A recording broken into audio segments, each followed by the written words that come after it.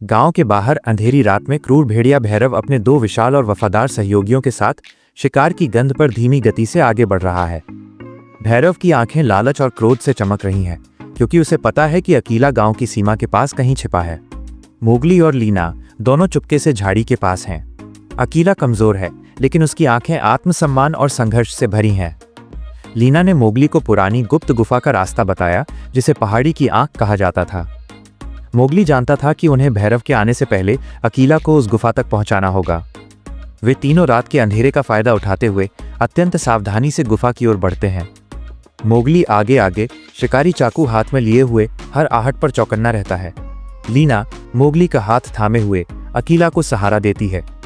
तभी दूर से भैरव की भयानक विजय भरी आहट सुनाई देती है। भैरव बहुत करीब आ चुका है।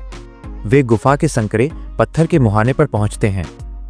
लीना ने मोगली को संकेत दिया और वो अकीला को अंदर धकेलता है।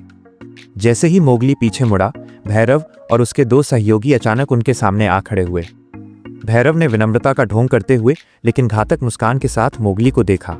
आखिरकार जंगल का ये बच्चा अपने भेड़िया पिता को मौत से बचाना चाहता है।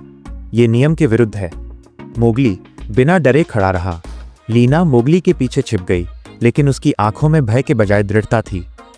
मोगली ने भैरव को इंसानी भाषा और भेड़ियों की भाषा, जंगल का नियम दोनों में चुनौती दी। तुम नियम की बात करते हो भैरव? नियम वीरता का होता है, छल का नहीं।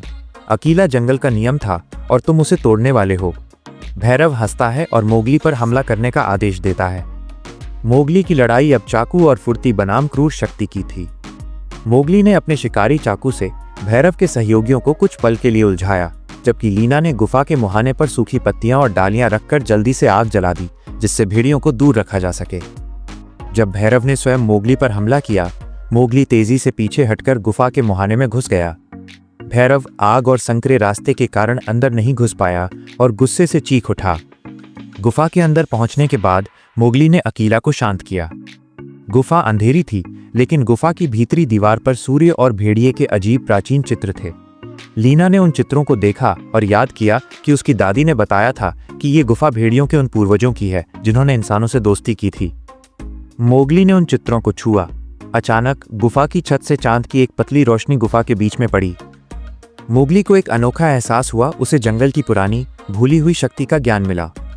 मोगली ने महसूस किया कि ये गुफा उसे जंगल और गांव दोनों की शक्ति देती है। मोगली ने अकीला की ओर देखा। अकीला अपने घायल शरीर के बावजूद गौरव से फनकार उठा। मोगली ने लीना को देखा, जिसके चेहरे पर पूरा विश्वास था।